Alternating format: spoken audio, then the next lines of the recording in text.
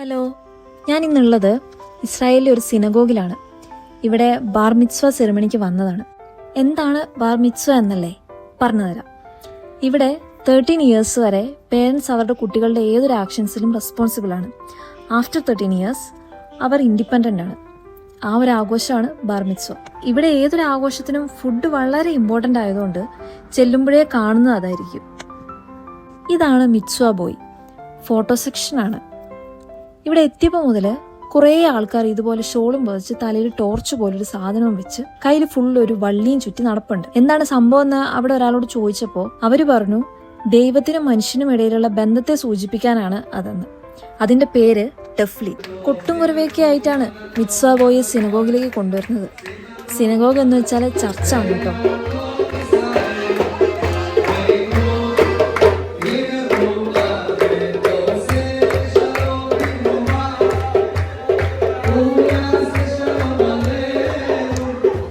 ഇതാണ് സിനഗോഗിന്റെ ഉൾഭാഗം.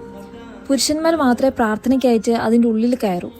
ഓൾമോസ്റ്റ് എല്ലാ പുരുഷന്മാരും തലയിൽ ചെറിയൊരു ക്യാപ്പ് വെച്ചിട്ടുണ്ട്. അതിൻ്റെ പേര് കിപ്പ എന്നാണ്. കിപ്പ ധരിക്കുന്നത് എന്തിനാണെന്ന് വെച്ചാൽ മുകളിലുള്ള ഒരാൾ എല്ലാം കാണുന്നു എന്ന വിശ്വാസത്തെ സൂചിപ്പിക്കാനാണ്. കുറേ സമയത്തെ പ്രയറിനും സോങ്സിനും ഒക്കെ ശേഷം ആ കുട്ടീനെ പ്രയർ ഷോൾ ധരിപ്പിച്ചു. പ്രയർ ഷോളിൻ്റെ പേര് തലിത്ത് എന്നാണ്. ദൈവകൽപ്പനകൾ ഫോളോ ചെയ്ത് ജീവിക്കേണ്ടതിന്റെ പ്രാധാന്യത്തെ ഓർമ്മപ്പെടുത്തുന്നതിനാണ് ഈ പ്രയർ ഷോൾ ധരിക്കുന്നത് എന്നാണ് പറയപ്പെടുന്നത്.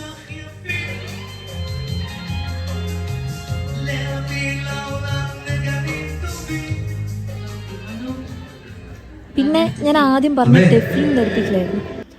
ബാർ മിറ്റ്സ്വയിലെ ഏറ്റവും ഇമ്പോർട്ടൻറ്റ് പാർട്ടാണിത്. ടെഫ്ലിൻ ശരിക്കും ഒരു ബ്ലാക്ക് ലെതർ ബോക്സ് ആണ്.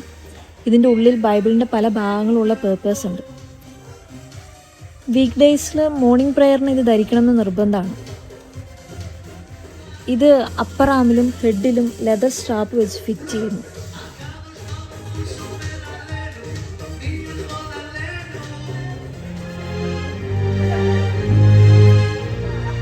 എല്ലാവരും ആ കുട്ടിയുടെ നേരെ സ്വീറ്റ്സ് എറിയുന്നുണ്ടായിരുന്നു. ബ്ലെസ് ചെയ്തതാവാം എന്ന് ഞാൻ ഊഹിച്ചു.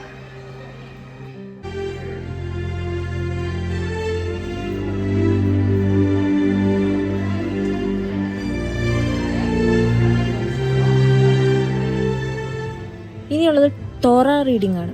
ഇതും വളരെ ഇമ്പോർട്ടൻ്റ് പാർട്ടാണ്. തോറ സൂക്ഷിക്കുന്നത് ഹോളി ആർക്കിലാണ്. ഇതാണ് ഹോളി ആർക്ക്.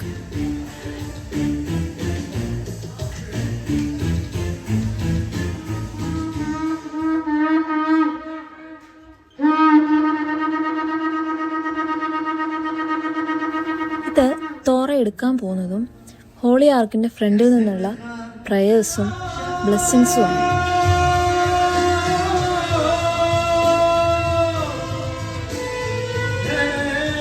കുട്ടിയുടെ ഫാദറും ഗ്രാൻഡ് ഫാദറുമാണ് അവിടെ വെച്ച് ബ്ലെസ് ചെയ്യുക. ഹീബ്രു ബൈബിളാണ് കേട്ടോ തോറ. അതായത് പഴയ നിയമത്തിലെ 5 പുസ്തകങ്ങൾ അടങ്ങിയിരിക്കുന്നതാണ് തോറ.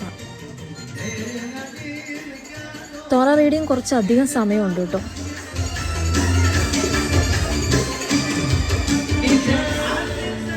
തോറ റീഡിങ്ങിന് ശേഷം സ്പീച്ചസ് ഉണ്ട്.